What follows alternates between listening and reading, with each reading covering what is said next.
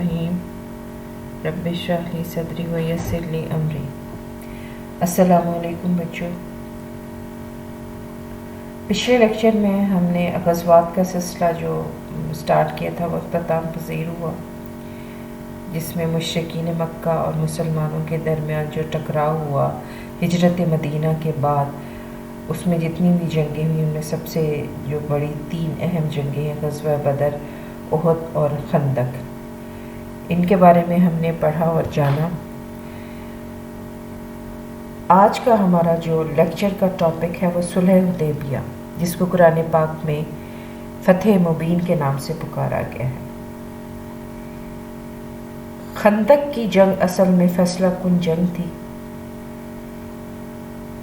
یہ آخری غزوہ تھا جس میں مشرکین نے اسلام اور مسلمانوں کے خلاف گروہ در گروہ مل کر شرکت کی۔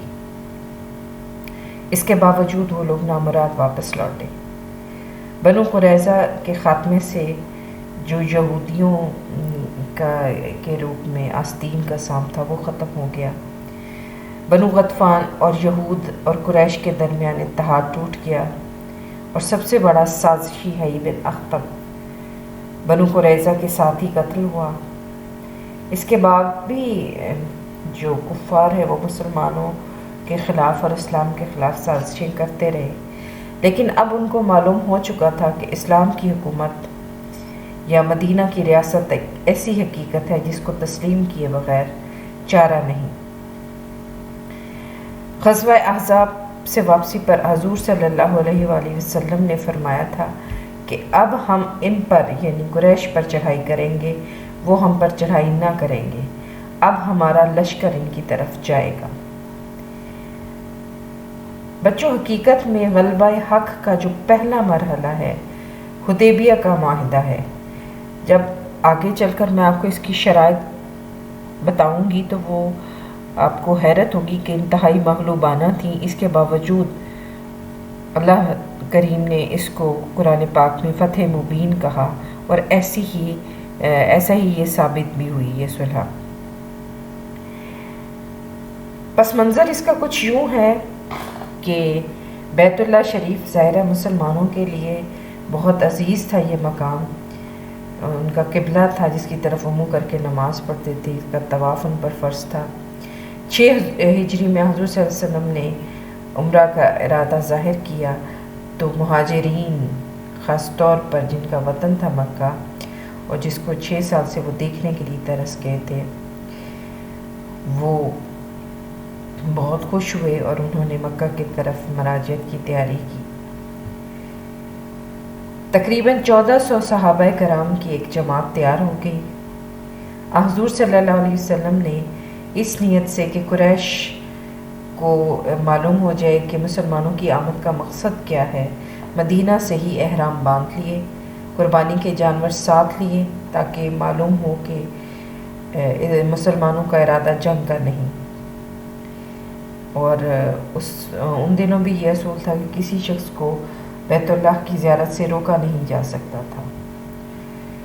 اور اس کے علاوہ چونکہ جیسے آپ یہ دیکھ رہے ہو سلائیڈ پہ، اس کا جو مہینہ تھا وہ ذیقات ہے، اور اس میں حرام مہینوں میں عرب جنگ و جدال معطل کر دیتے تھے اور ہر شخص کو کعبہ کی طواف کی اجازت دیتے تھے۔ اس بنیاد پر حضور صلی اللہ علیہ وسلم کو توقع تھی کہ مکہ والے اپنے مذہب کا احترام کرتے ہوئے مسلمانوں کو عمرہ کرنے سے نہیں روکیں گے۔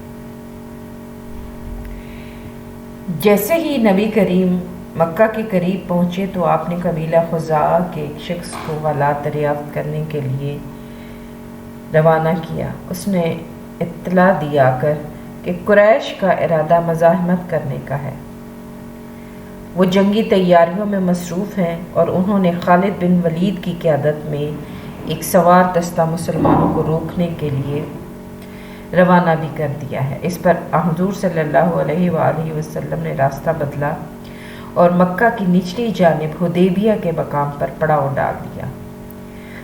خالد نے اپنی قوت میں کمی کو محسوس کر کے مکہ کی راہ لی۔ آپ صلی اللہ علیہ وسلم نے صحابہ کرام سے مشورہ کیا تو سب نے کہا کہ اگر ضرورت حضور صلی اللہ علیہ وآلہ وسلم کے مشورہ طلب کرنے پر تمام اصحاب نے بوقت ضرورت جنگ کرنے کا مشورہ دیا، تاہم آپ صلی اللہ علیہ وسلم بھی حرام مہینوں کی حرمت توڑنا پسند نہیں فرماتے تھے، لہٰذا آپ نے صلح کی گفت و شنید کو ترجیح دیا۔ قریش کی طرف سے سب سے پہلے بدیل بن ورقہ خزاعی کو حضور صلی اللہ علیہ وسلم سے آمد کا مقصد پوچھنے کے لیے بھیجا، کیونکہ یہ قبیلہ بنو خزاعہ مسلمانوں سے معاہد تھا۔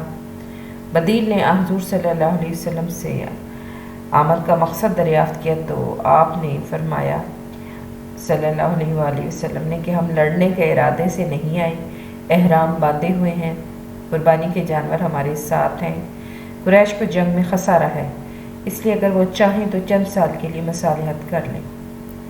بدیل واپس چلا گیا، اس نے قریش مکہ کو سمجھایا، مقاصد بتائے مسلمانوں کی آمد کے، اور ساتھ یہ بھی کہا کہ تمہیں روکنے کا کوئی حق نہیں پہنچتا، لیکن قریش کے نوجوانوں نے کہا کہ ہم انہیں مکہ میں نہیں آنے دیں گے، اس میں ہماری بے عزتی ہے۔ قریش نے اس کے بعد حلیس بن علقمہ کنانی کو روانہ کیا، جو مکہ کے ارد گرد رہنے والے تمام قبائل جو باہمی معاہدے کی وجہ سے قبائل احابیش کہلاتے تھے اس کا سردار تھا۔ حلیس نے آ کر مسلمانوں کو دیکھا، ان کا جنگ کا کوئی ارادہ نہیں، قربانی کے جانور احرام اس بات کے گواہ تھے، تو وہ بغیر گفتگو کیے واپس چلا گیا۔ قریش سے جا کر کہا کہ محمد صلی اللہ علیہ وآلہ وسلم صرف زیارت چاہتے ہیں، جس سے روکنے کا آپ کو کوئی حق نہیں۔ اس پر قریش کے جوانوں نے بگڑ کے کہا کہ تم جنگلی آدمی ایسی باتوں کو نہیں سمجھتے، ہم انہیں مکہ میں نہیں گھسنے دیں گے۔ اس پر حلیس کو غصہ آ گیا، اس نے قریش کے خلاف لڑنے کی دھمکی دی۔ قریش کے اکابر نے بڑی مشکل سے اس کا غصہ ٹھنڈا کیا۔ تیسرا قاصد عروہ بن مسعود ثقفی تھا، اس نے آ کر حضور صلی اللہ علیہ وسلم اور صحابہ کو قریش کی قوت سے مرعوب کرنا چاہا اور کہا کہ قریش نے جنگی تیاریاں کر رکھی ہیں، وہ آپ صلی اللہ علیہ وسلم سے بہت نزدیک ہیں اور کل وہ آپ کو بھگا دیں گے۔ اس پر حضرت ابو بکر صدیق رضی اللہ تعالیٰ عنہ نے اس کا بہت سخت جواب دیا اور مخاطب کر کے اس کو فرمایا کہ چل دور ہو یہاں سے، کیا تمہارا خیال ہے کہ ہم حضور کو چھوڑ کر بھاگ جائیں گے؟ اور وہ عرب کے جاہلی دستور کے مطابق بات کرتا تو حضور صلی اللہ علیہ وسلم کی ریش مبارک کو پکڑ کر بات کرتا۔ مسلمانوں کے لیے یہ حرکت سخت ناگوار تھی، چنانچہ مغیرہ بن شیبہ رضی اللہ تعالیٰ عنہ نے سختی سے ڈانٹا اور جب بھی اس نے ہاتھ آگے بڑھانے کی کوشش کی اس پر وہ چھڑی مار دیتے۔ حضور صلی اللہ علیہ وسلم نے عروہ پر یہ بات واضح کر دی کہ میں جنگ کے ارادے سے نہیں آیا، اگر تم لوگوں نے مجبور کیا تو میں اس وقت تک لڑوں گا جب تک کہ میری ہڈیاں گوشت سے برہنہ ہو جائیں یا اللہ تعالیٰ کی طرف سے حکم نازل ہو جائے۔ اور وہ واپس لوٹ گیا، اس نے جا کر قریش کو سمجھایا کہ محمد صلی اللہ علیہ وآلہ وسلم کے ساتھیوں کا ان کے ساتھ عقیدت کا یہ حال ہے کہ وہ جب وضو کرتے ہیں تو وہ ان کے وضو کی پانی کو بوند کو بھی زمین پر نہیں آنے دیتے اور اس کو تبرکاً اپنے چہرے اور بازوؤں پر مل لیتے ہیں، اس لیے تمہارے لیے محمد صلی اللہ علیہ وسلم کا مقابلہ بہت مشکل ہے۔ اب حضور صلی اللہ علیہ وسلم نے اپنی طرف سے خراش بن امیہ خزاعی کو صلح کا پیغام دے کر روانہ کیا، لیکن قریش نے ان کے ساتھ غیر معقول رویہ اختیار کیا، خراش کے اونٹ کو ذبح کر ڈالا، خود اسے بھی قتل کرنا چاہتے تھے، لیکن قبائل احابیش کے سردار حلیس نے اس کی حمایت کی اور وہ بخیریت واپس آ گئے۔ اس کے بعد حضور صلی اللہ علیہ وسلم عمر بن خطاب رضی اللہ تعالیٰ عنہ کو سفیر بنا کر بھیجنا چاہتے تھے، لیکن انہوں نے عرض کیا کہ مجھے عذر نہیں، مگر مکہ میں میرے قبیلے کا کوئی آدمی نہیں، اس لیے بہتر یہ ہے کہ عثمان بن عفان رضی اللہ تعالیٰ عنہ کو بھیجا جائے، کیونکہ ان کے قبیلہ بنو امیہ کے بہت سے با اثر لوگ یہاں موجود ہیں، انہیں کوئی گزنگ یا نقصان نہیں پہنچا سکے گا۔ حضور نے اس تجویز کو پسند فرمایا اور عثمان رضی صلی اللہ علیہ وآلہ وسلم نے حضرت عثمان رضی اللہ تعالیٰ عنہ کو صلح کا پیغام دے کر مکہ کی طرف بھیجا۔ سرداران قریش نے انہیں جواب دیا کہ ہم تمہیں تو اجازت دیتے ہیں کہ تم طواف کعبہ کر لو، لیکن محمد صلی اللہ علیہ وآلہ وسلم کو اس کی اجازت نہیں دیتے۔ حضرت عثمان نے کہا کہ وہ ان کے بغیر طواف نہیں کر سکتے اور انکار کر دیا۔ اس پر قریشی سردار برہم ہوئے۔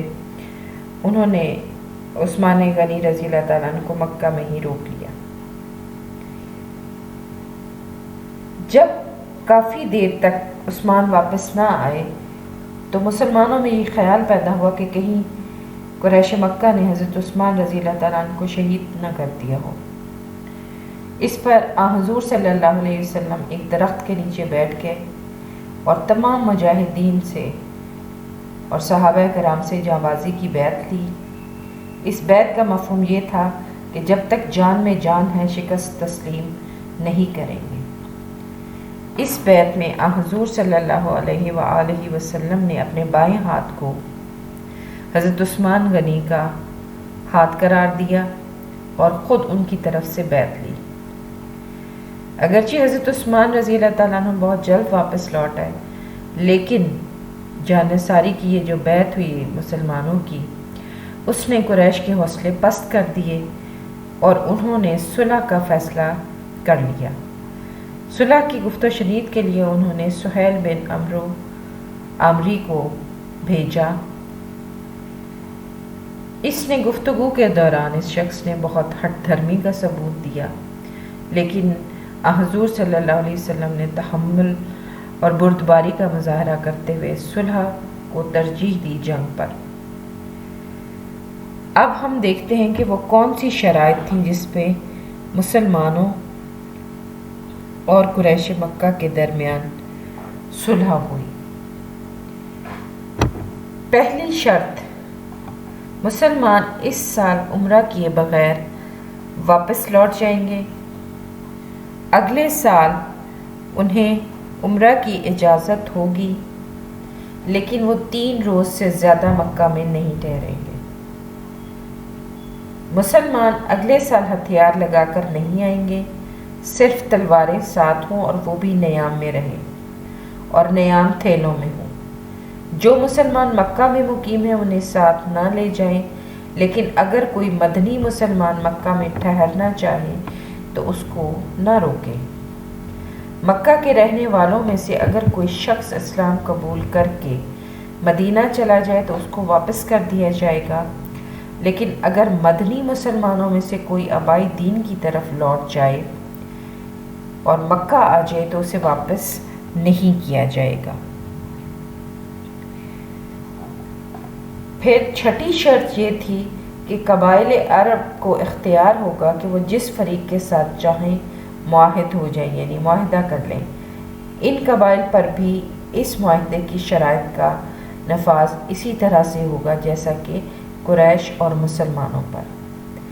10 سال تک مسلمان اور قریش مکہ آپس میں جنگ نہیں کریں گے۔ اس معاہدے کی کتابت حضرت علی کرم اللہ وجہہ نے فرمائی۔ جب وہ کتابت شروع کرنے لگے تو انہوں نے پہلے بسم اللہ الرحمن الرحیم لکھا۔ سہیل نے اعتراض کیا کہ ہم کسی رحمان کو نہیں جانتے، اس لیے ہمارے دستور کے مطابق بِاسْمِکَ اللہم لکھو۔ چنانچہ حضور صلی اللہ علیہ وسلم کے حکم سے یہ بات مان لی گئی۔ اس کے بعد حضرت علی کرم اللہ وجہہ نے محمد رسول اللہ صلی اللہ علیہ وسلم لکھا تو سہیل نے اس پر پھر اعتراض کیا اور کہا کہ ہم محمد کو رسول نہیں مانتے صلی اللہ علیہ وآلہ وسلم۔ حضرت علی کرم اللہ وجہہ نے اپنے ہاتھ سے رسول اللہ کا لفظ کاٹنے سے انکار کر دیا۔ اس پر حضور صلی اللہ علیہ وآلہ وسلم نے خود قلم پکڑ کر اس لفظ کو کاٹ دیا اور اس کی جگہ محمد بن عبداللہ لکھ دیا۔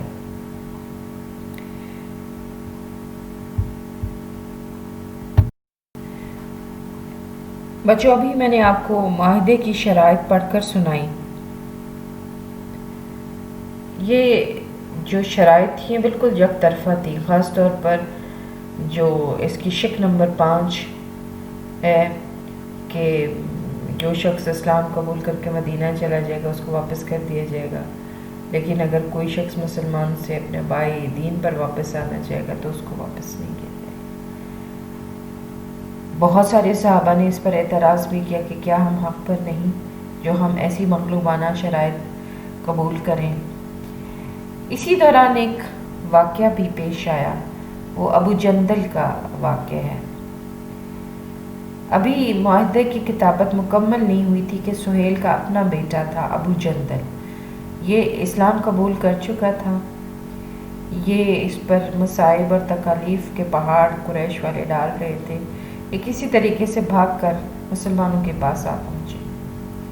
حضور صلی اللہ علیہ وسلم نے سہیل کو سمجھایا، جو اس کا باپ تھا، کہ ابھی معاہدے پر دستخط نہیں ہوئے، اس لیے ابو جندل کو ہمارے ساتھ رہنے دو۔ لیکن سہیل نے کہا کہ یہ وہ پہلا شخص ہے جس پر یہ معاہدہ منحصر ہوگا۔ صحابہ نے جب ابو جندل کی حالت دیکھی تو بہت پیچ و تاب کھائے، لیکن حضور صلی اللہ علیہ وسلم نے انہیں صبر کی تلقین کی اور فرمایا کہ اللہ کوئی صورت تمہاری نجات کی ضرور نکالے گا۔ اس دوران میں کم و بیش 40 آدمی گرفتار کر کے لائے گئے جو اسلامی لشکر پر حملہ کے ارادے سے آئے تھے، لیکن حضور صلی اللہ علیہ وسلم نے انہیں بھی واپس کر دیا۔ مسلمان، جیسے میں نے آپ کو پہلے بھی بتایا، کہ بہت مضطرب تھے ان شرائط کے حوالے سے۔ جو مسلمان عمرہ کی تمنا لے کر آئے تھے، کیونکہ حضرت صلی اللہ علیہ وسلم کو خواب میں اس کی بشارت دی گئی تھی، لیکن اب وہ بغیر عمرہ کیے واپس لوٹ رہے تھے۔ اس مسئلے پر ان میں بڑی بے چینی تھی۔ اللہ نے اس وقت جو جواب دیا وحی کے ذریعے سے وہ یہ تھا، یقیناً اللہ نے اپنے نبی کو سچا خواب دکھایا تھا جو ٹھیک ٹھیک حق کے مطابق تھا۔ انشاءاللہ تم ضرور مسجد حرام میں پورے امن کے ساتھ داخل ہوگے، اپنے سر منڈاؤ گے اور بال ترشواؤ گے، اور کوئی تمہیں خوف نہ ہوگا۔ یعنی حضور صلی اللہ علیہ وسلم کا خواب یقیناً پورا ہوگا، اور ایسا ہی وہ اگلے سال بہتر طریقے سے وہ خواب پورا ہوا جس کا اللہ نے اپنے نبی سے وعدہ کیا تھا۔ مسلمانوں کو یہ احساس بھی تھا کہ ہمارے نبی حق پر ہیں، ہم حق پر ہیں، اللہ نے اپنے دین کو غالب کرنے کا وعدہ کیا ہے۔ پھر رسول اللہ صلی اللہ علیہ وسلم نے دباؤ کیوں قبول کیا؟ اور وہ جو یک طرفہ شرط تھی کہ اگر کوئی شخص اسلام سے منحرف ہو کر مدینہ سے مکہ آ جائے تو واپس نہیں کیا جائے گا، اور اگر اس کے برخلاف صورتحال ہو تو واپس کرنا چاہیے۔ یہ مسلمانوں پر بڑی شاک گزر رہی تھی، خاص طور پر سہیل بن عمرو کے اپنے بیٹے ابو جندل کو جس انداز میں واپس کیا گیا، اور جب سہیل نے انہیں برسر عام مارا، اور جس طرح ابو جندل نے مسلمانوں سے اپیل کی کہ مجھے مشرکین کے حوالے نہ کرو، اور جس طرح سہیل بن عمرو نے حضور صلی اللہ علیہ وسلم کی ذاتی اپیل کے باوجود اسے ساتھ لے جانے پر اصرار کیا، اس سے سخت بے چینی پیدا ہوئی۔ اس میں حضرت عمر سمیت بہت سارے مسلمانوں نے اس بے چینی کا اظہار بھی کیا۔ صلح نامہ کی یک طرفہ شرائط سے حضرت عمر رضی اللہ تعالیٰ عنہ کو جو تشویش لاحق ہوئی، اور اپنے حضرت ابو بکر کے سامنے اس کا اظہار کیا کہ جب ہمارا دین برحق ہے اور محمد صلی اللہ علیہ وسلم اللہ کے رسول ہیں تو اس کمزور پوزیشن کو کیوں قبول کر رہے ہیں۔ اس طرح کی گفتگو انہوں نے حضور صلی اللہ علیہ وسلم کے سامنے بھی کی، لیکن آپ صلی اللہ علیہ وسلم نے ارشاد فرمایا، میں خدا کا بندہ اور اس کا رسول ہوں، میں اس کے حکم کی مخالفت نہیں کر سکتی۔ اس پر حضرت عمر رضی اللہ تعالیٰ عنہ کو ندامت ہوئی، اور آپ رضی اللہ عنہ نے کثرت سے نوافل پڑھے اور صدقہ دیا تاکہ توبہ قبول ہو۔ اب بظاہر تو جو شرائط مسلمانوں نے قبول کی وہ مغلوبانہ تھی، لیکن قرآن پاک میں اس صلح کو فتح مبین قرار دیا گیا۔ جب مسلمان واپس آ رہے تھے تو سورہ فتح پہ نازل۔ مسلمان جو شروع میں بہت مضطرب اور پریشان تھے، کچھ ہی عرصے اور چند ماہ بعد ان پر یہ حقیقت عیاں ہو گئی کہ فی الواقع یہ مسلمانوں کی کھلی کھلی فتح ہی تھی۔ اس حوالے سے کہ یہ فتح مبین کیوں تھی اور کیا اہمیت ہے تاریخ اسلام میں، اس کے کچھ اہم پہلو ہیں جس کو ہم ڈسکس کریں گے۔ سب سے اہم بات تو اسلامی حکومت کی ریکگنیشن تھی جو قریش کی طرف سے ہوئی، اس کو تسلیم کرنا۔ اس سے پہلے وہ مسلمانوں، ظاہر ہے جب کوئی معاہدہ ہوتا ہے تو دو گروہوں کے درمیان، دو ملکوں کے درمیان یا دو حکومتوں کے درمیان ہوتا ہے۔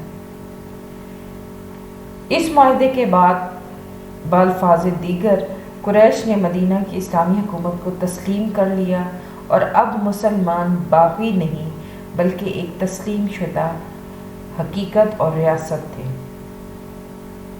پھر قریش نے مسلمانوں کو بیت اللہ کے گرد طواف کرنے اور عمرہ کی اجازت دے کر اس بات کو تسلیم کر لیا کہ اسلام ایک باقاعدہ مذہب ہے، یعنی دین ابراہیمی کو مان لیا۔ اس سے پہلے یہ مسلمان سابی یعنی بے دین تھے۔ اچھا، اس معاہدے کا اور اہم پہلو یہ تھا کہ اس معاہدے کی شرطوں کا اطلاق عورتوں پر نہیں تھا۔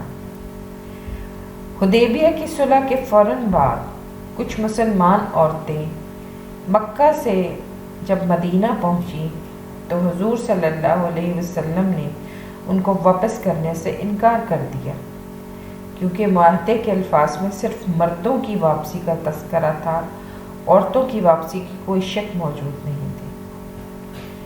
قرآن پاک نے مومن عورتوں کو کافروں کے حوالے کرنے کو واضح طور پر ممانعت کی۔ اب وہ جو یک طرفہ شرائط تھی جس کا میں نے پہلے تذکرہ بھی کیا، یہ مسئلہ بھی اللہ نے مسلمانوں کا جلد حل کر دیا۔ وہ جو ابو جندل کو واپس کرتے وقت حضور صلی اللہ علیہ وسلم نے ان کو بشارت سنائی تھی، اس کی تعبیر صرف چند ماہ بعد ہی سامنے آ گئی، جب ایک اور مسلمان ابو بصیر جن کا تعلق بنو ثقیف سے تھا یہ بھاگ کر مدینہ آئے۔ مکہ والوں نے ان کی واپسی کا مطالبہ کرنے کے لیے 2 آدمی بھیجے۔ حضور صلی اللہ علیہ وآلہ وسلم نے معاہدے کے مطابق ان کو ان دونوں کے حوالے کر دیا، لیکن راستے میں انہوں نے انہی کی تلوار سے ان میں سے ایک کو قتل کر دیا اور دوسرا بھاگ کر مدینہ آ گیا۔ ابو بصیر بھی اس کے پیچھے مدینہ پہنچے، اور جب انہوں نے دیکھا کہ حضور مجھے دوبارہ کفار کے حوالے کر دیں گے تو وہ ساحل سمندر کے ساتھ ایک تجارتی راستے پر جا کر آباد ہو گئے۔ یہ وہی راستہ تھا جو مکہ سے شام کی طرف جاتا تھا۔ اب جب ابو جندل کو معلوم ہوا کہ اس طریقے سے جو ہے ابو بصیر اس راستے پہ پڑاؤ ڈالا ہوا ہے، تو وہ بھی کسی طریقے سے مکہ والوں کی قید سے چھٹ کر ابو بصیر سے آ ملے، اور کرتے کرتے یہاں پر مسلمانوں کا ایک گروہ، اور یہ تمام کے تمام وہ مسلمان مظلوم مسلمان تھے جو قریش مکہ کے مظالم سے تنگ آ چکے تھے اور مدینہ بھی نہیں جا سکتے تھے، یہ لوگ یہیں آ کر اکٹھا ہونا شروع ہو گئے۔ اب ان لوگوں کی جو زندگی گزارنے کا دار و مدار کیا تھا، وہ یہ تھا کہ یہ قریش کے جو قافلے آتے تھے تجارتی اس راستے پر، یہ ان کو لوٹتے۔ چنانچہ قریش نے خود درخواست کی حضور صلی اللہ علیہ وسلم سے کہ اس یک طرفہ شرط کو منسوخ کر دے کہ جو آدمی چاہے مکہ سے مدینہ چلے جائے، ہمیں کوئی اعتراض نہیں ہوگا۔ اس طرح سے وہ شرط جو مسلمانوں کے لیے مغلوبانہ تھی خود قریش کی درخواست پر منسوخ کر دی۔ پھر اسلام کی اشاعت میں اضافہ ہوا۔ حدیبیہ کی صلح نے چونکہ اس حالت جنگ کو ختم کر دیا تھا، اور اب جو سرداران قریش تھے، اس سے پہلے تو وہ غور ہی نہیں کرتے تھے اسلام کی تعلیمات پر، اس لیے کہ وہ دشمن کا دین تھا۔ اس غیر جذباتی فضا میں غور و فکر کرنے پر بہت سے لوگوں نے اور اہم لوگوں نے اسلام قبول کیا، جیسا کہ عمرو بن العاص،